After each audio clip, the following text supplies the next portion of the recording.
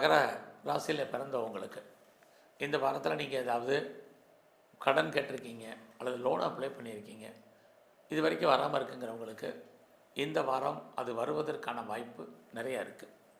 உங்களுடைய எதிரிகள், அதாவது நேரடியான எதிரிகள் அல்லது மறைமுகமான டைரக்ட் இன்டைரக்ட் எனிமீஸ் யாராக இருந்தாலும் அவங்கள நீங்கள் ஜெயிப்பதற்கான வாரமாக இந்த வாரம் இருக்குது. அது மட்டுமல்ல, நல்ல வேலையாட்களை நீங்கள் எதிர்பார்த்துருக்கீங்க, அவங்க கிடைக்காமல் இருக்குங்கிறவங்களுக்கு இந்த வாரம் நீங்கள் எதிர்பார்த்த வேலையாட்கள் உங்களுக்கு அமைவதற்கான வாரமாக இது அத்தனையும் உண்டு. இவ்வளவு வெற்றி இருந்தால் கூட இந்த வாரத்தில் உங்களுடைய உடல் ஆரோக்கியத்தில் கவனமாக இருங்க. உடம்பில் உங்களுக்கு நோய் எதிர்ப்பு சக்தி என்பது ரொம்ப குறைவு. ஸோ உங்களுடைய ரெசிஸ்டன்ஸ் பவரை கூட்டுங்க. இந்த வாரத்தில் ஃபினான்ஷியலாக எப்படி இருக்குது, பொருளாதார நிலைகளை, மணி ரொட்டேஷன் கையில் இருக்குது, யாருடைய பணமாவது உங்களுக்கு இருப்பதற்கான வாய்ப்புகள் நிறைய உங்களுக்கு இருக்குது. ஸோ இந்த வாரத்தில் உங்களுடைய ஜாப் எப்படி இருக்குது, ப்ரொஃபஷன் கரியர் எப்படி இருக்குன்னா பரவாயில்ல. பட்டு உங்களுடைய 5ஆம் இடத்தை சனி பார்க்குறது. இன்னொரு பக்கம் உங்களை பொறுத்த வரைக்கும் வேலையில் கான்சன்ட்ரேட் பண்ணுங்கள்.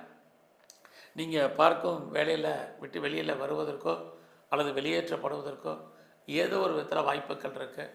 அதனால் ஜாப் எதுவாக இருந்தாலும் அதை ரசித்து பண்ணுங்கள். திரும்ப சொல்கிறதுக்கு காரணம் அதுதான். அதுலேயும் மகர ராசியில் பிறந்த உங்களுடைய 8ஆம் இடத்துல கேது சூரியனுடைய சுக்கிரனுடைய நட்சத்திரத்தில் இருக்க. அப்படி இருந்தாலே யாருக்கெல்லாம் நீங்கள் ரொம்ப நாளாக பண வரவு எதிர்பார்த்து காத்துட்ருக்கீங்களோ, உங்களுக்கு முன்னோருடைய சொத்து கிடைக்கல அல்லது வரல அப்படிங்கிறவங்களுக்கு அது வருவதற்கான வாய்ப்பு இந்த வாரம் உண்டு.